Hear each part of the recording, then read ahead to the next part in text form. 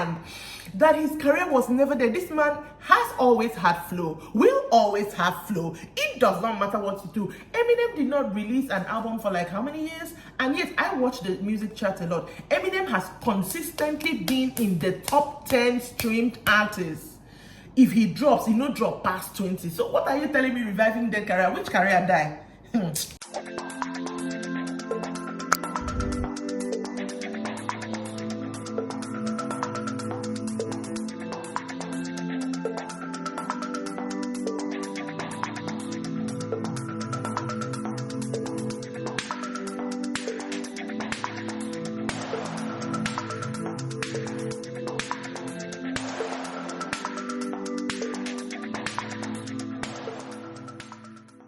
Hello, welcome to Rant of a Niger Chick. It is Friday and it's New Music Friday.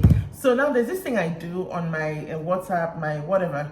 Every new Friday, most times, if you're a music lover, you know music usually drops Friday. So every new Friday, new music drops. I try to listen to it from top to bottom, and then I talk about it a lot on my Twitter. I love music a lot. I don't just listen to BTS. I listen to literally everything. I just love BTS. Do you understand?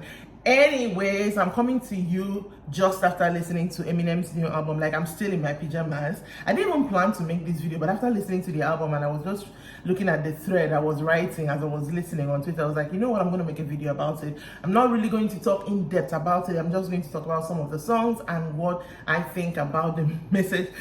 Eminem is wild, but we'll get into that. I don't want this video to be long, so let's get into it. Now, the album is called The Death of Slim Shady, Coup de Gras. This is what it looks like. I'm not going to play any music because I do not play with copyright. I am not going to do it. I know people react on YouTube here when people are reacting to music. They do the whole thing where they're playing the music, and stuff like that. First of all, I'm filming on my phone. I do not have the facilities to even do that. But yeah, now The Death of Slim Shady, Coup de Gras. I cannot remember if this is his how many studio album, but doesn't matter. And it has 19 songs on it. We got number 1, Renaissance, 1 minute 39. Habits, Habitus. Number 2, 4 minutes 49. We got Trouble, which is like a skit. Number 3, only 42 seconds. Brand New Dance is number 4. Evil, 3 minutes 51. Number 5. Number 6 is another skit, 25 seconds. We have Lucifer. Lucifer is 4:22. We have number 2, Antichrist. Antichrist is 5:15 minutes, that is. Fuel is 3:34, and then we have Road Rage. Road Rage, we'll talk about it. 3:38. We have Houdini, which is a single we heard. I think some Houdini has been out for like over a month now. 3:48, and then we have Breaking News, which is a skit. This is, I think, my favorite skit. 38 seconds, and then we have number 13, which is Guilty Conscience Part 2. We'll talk about it. And then we have 14, Head Honcho. And then we have Temporary, number 15, a song for Haley. We'll talk about it. Number 16, Bad One, 4:31 minutes. And then we have Toby, number 17, featuring Big Sean, Baby Tron. And then we have 18, Guess Who's Back, a skit. We'll talk about it. 1 minute 33 seconds. And then we have the final song, Somebody Save Me, Eminem, featuring Jelly Roll, 3 minutes 51 seconds. So that is the rundown, what it looks like. So now I'm gonna go open my Twitter thread, and so that I can remember which song was which. And in some of the things I was saying on my thread, I had I was listening to I was looking at the lyrics as well. So because everything in this album is the lyrics. First of all, I think yesterday I'd already seen a tweet by him. He said, when the album drops, listen to it in order. I usually do that anyways, but he said listen to it in order, and I see why he said that. The transition between the first song, Renaissance, and Habit was seamless. Like, it flowed. The transition was so seamless. If you're not paying attention, you won't even notice it's another song. It was beautifully done. And then the lyrics in Habit, he talks about, I'm trying to be as PG as possible, but people are going to be offended with this album. When I say people, I mean everybody: disabled, trans people, black, white, man, woman. Everybody has been whacked on this album. Some he has called names, some he has called him more than 3 times on different songs. I'm like, Eminem, yo. People are going to be mad. So right off the bat from Habits, he talks about it, and there's a part of me that gets it. I mean, I understand Eminem. I've listened to Eminem for a very long time now. He likes to be that person. He likes to say those things, those hard things. He likes to be very brutal, very crude, very almost, in fact, very rude with it. He likes to say it. It's Eminem. I know him, but at the same time, this is 2024, and this is your how many album? Like, at the beginning of Habit, I was like, this is exactly what I said. I was like, people will be offended, but he's saying he's still Eminem, basically. Like, I get it, but at the same time, part of me is like, okay, let this trope die. But again, let me see through it. That's exactly what I said. To make you understand exactly what I'm talking about, let me say some lines from the lyrics from Habits. He says something like, still I'm devoid of to give. My thinking is primitive, but when it comes to giving it to anybody, boy, as Bruce Jenner is, we know who Bruce Jenner is, and I'm about as much of boy as Kathleen Jenner is. Like, do you understand? Because I'm not a boy, I'm a man, B word, man, B word. My speech is free, it is choice to choose genderless. That is like opioid abuse. So you get where he's going with it. And in the same Habits, like, Habit has like how many verses? He goes on to say, I do this just to mess with your head. If men want to wear lipstick and women's underwear, who cares? That is their business. We bear witness. He doesn't even, you need to read the lyrics. I don't want this video to be long. If you love music, you need to digest this album and then decide what you want to think about Eminem, because I don't know. And then for some reason, I haven't read up on it yet, he really goes in on Christopher Reeves. Now, Christopher Reeves was Superman, that he became a paraplegic. I can't even remember if he's still alive. Should I just do a quick check? Because he has gone in on this guy in like 3 different songs, including mocking him for, he's dead. He died in 2024, so I do not understand. He went in on him for like 3 different songs, and I don't know. I think there's something I'm missing there, because there has to be some context. One thing to note about this entire album, he's playing his characters. It's Slim Shady versus Eminem. So in some part of the song, he raps as Slim Shady and he raps as Eminem.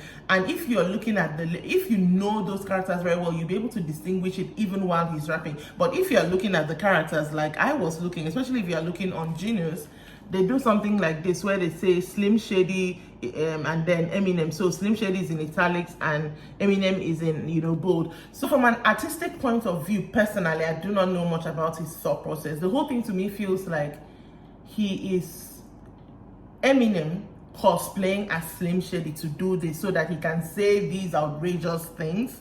Slim Shady is like an act, which he has said it, that he puts on, but at the same time, these are also still his thoughts. I don't know how to explain that.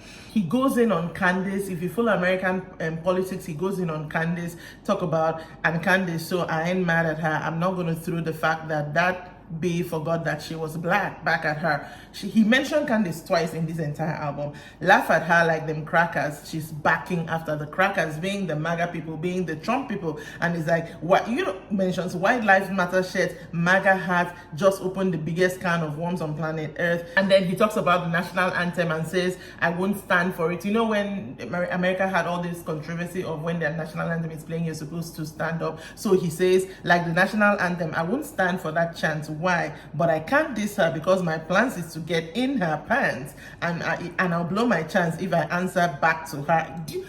This, as much as he's whooping people, he's also very, very intellectual with it all. Like, he mentions a lot of names. I'm not even going to be able to mention all of them.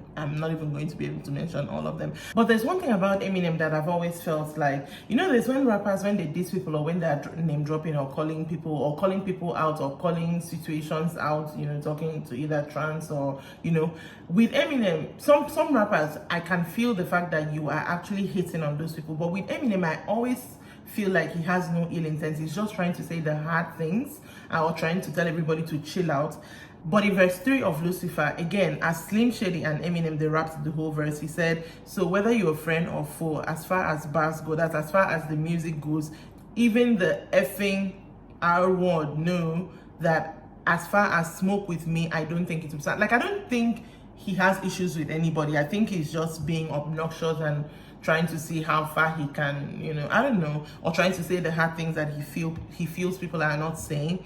And then the transition from Lucifer to Antichrist, seamless, like it flowed so well. And then Antichrist, yo, I'm not even, like, I can't even say some of the things that he's saying. He Eminem, like on Antichrist, what I just wrote on my Twitter was like, everybody getting whooped, and he's whooping himself, so you just have to look at the lyrics. Maybe I'm going to put, when I'm editing, maybe I'll put some of the, like, it really is no point to put some of the lyrics because it is the entire song. So you have to listen to the entire song to get the fact that he is whooping everybody else. They don't call Megan, they don't call Diddy, they don't call they don't call Amber Heard, they don't call Kindness, they don't, everybody, he has called everybody.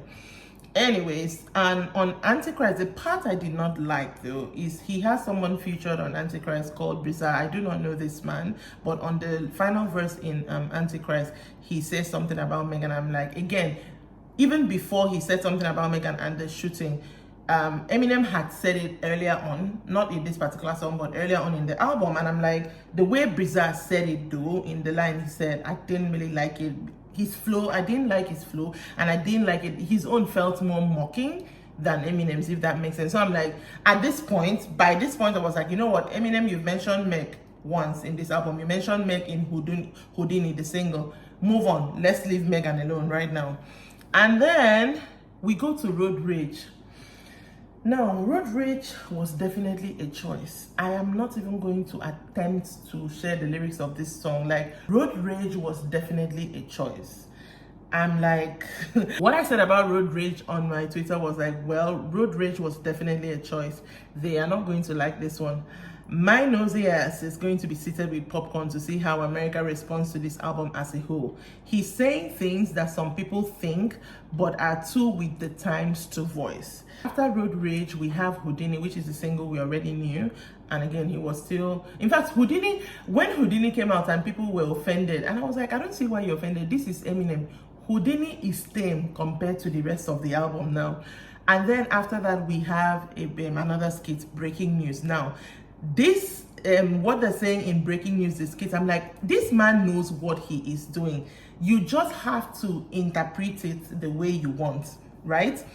They say something about, all right, watch, I'm about to show you something. Shh, watch. This is Eminem and Slim Shady talking, and then the people talking in the skits go, now to Breaking News. It turns out this week in music, Detroit rapper Eminem, in a stunning move, has released an album in which he is actually trying to cancel himself. In between all this, Eminem is talking, it's like, what the F? And right now at this hour, we've got protesters lining the streets downtown where Kimberly Jill is standing by.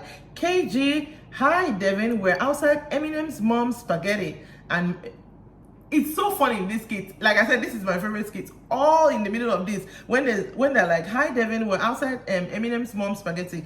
Eminem himself says, man, this is some BS. Man, this is some BS. And the newscaster continues, where, as you can see behind me, people are definitely upset over Eminem's new album, and they are actually calling to boycott the rapper, and Eminem is laughing, for songs that include insensitive comments about little people, people with mental disabilities, transgender rights, and the First Amendment. And Eminem is still laughing, like, he knows what he's doing. He knows what he's doing. The next song is Guilty Conscience Part 2, and Guilty Conscience Part 2 is a brilliant artistic work. I've not even talked about the fact that the music is good. Like, I'm talking lyrics, but the music itself, we know it's Eminem. Eminem's flow is insane. And the fact that on this song, song after song after song, I'm seeing the same flow. I'm like, everybody that tried to say Eminem is trying to revive his career by name dropping. His career was never there. Do you understand? that his career was never there. This man has always had flow, will always have flow. It does not matter what you do. Eminem did not release an album for like how many years? And yet I watch the music chart a lot. Eminem has consistently been in the top 10 streamed artists. If he drops, he no drop past 20. So what are you telling me reviving dead career? Which career die?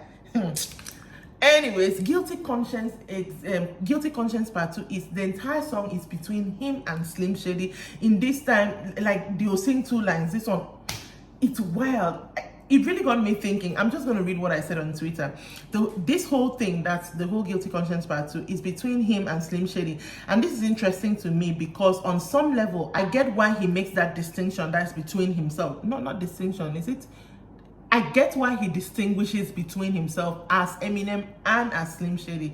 Like, again, on Guilty Conscience Part 2, he is whacking Christopher Reeves. I was like, again, I asked, what is going on with Christopher Reeves? What happened there? I feel like there's some context I'm missing. That said, Guilty Conscience Part 2 is really interesting. I dare say I like it just because I am intrigued by the whole Slim versus Marshall. And then we move on to the next song, which is number 14, Head Honcho. Immediately the song starts, he has someone featured as Means. I didn't know who he was, but he was rapping in English and then he entered another language and it was so good. The flow was so good. And of course, I went to my Google. So apparently he's a 25-year-old rapper. He's a Filipino-American. And at the time, I had guessed that maybe he's rapping in Tagalog. That's the language of Philippines. It was so dope. And when he did his intro, he did his verse, Eminem blended it, and it was so beautiful. Oh my God. The music head in me just came through a musical expression. Somebody actually confirmed for me that yes, he's as a Filipino. The person tweeted at me, as a Filipino, yes, I can say it is Tagalog that he's rapping in. Like, that's why when people don't listen to music in other languages, I'm like, you don't know what you're missing because it's so beautiful. Oh yeah. That was Head Honcho. And then we have Temporary. Temporary is number 15, and Temporary is his song he wrote for Haley. We all know, if you know Eminem, if you know music law, Eminem and Haley, you understand it. I'm not going to explain it. Haley is his daughter. She's all grown now. Matter of fact, she just got married some months back. And this song he's writing for her as if he's dead. This is like, after all the whacking of people he did on this song, I literally went, oh, and I shed just one tear. But the song is so beautiful. And it's so funny to me because on this song, he features Skylar Grey. This is Skylar Grey that I think in song number 4, he had said, I gave Skylar Grey hepatitis. Do you understand? Like, he had whacked Skylar Grey earlier. So it's really beautiful. But the song is so beautiful. And the intro starts with playing some clips of him and Haley when she was a child, and all throughout the song they kind of interpose it into it is so beautiful. The intro, he says, a lot of people ask me, am I afraid of death? The truth is, I think what scares me the most is not being able to say all the things I want to say to you when I'm no longer here. So this song is for Haley, for when that day comes. And then they play the clip of when they were a child, and he's like, where's Haley? Where's Haley at? And then Haley, this ain't Haley. It's so beautiful. Oh my gosh. And then, of course, Skylar has her verses, her chorus verses, and then he, of course, raps. And then in part of his rap, he made a Mockingbird reference when he said, "Sit it up, little soldier." The girl in me who I rinsed Mockingbird, that song. As soon as I heard that, I was like, oh my God. Yeah, I literally have chills talking about it. Yeah, that Mockingbird reference was really cool. I really Temporary is definitely the first song I'm going to play back because I really loved it.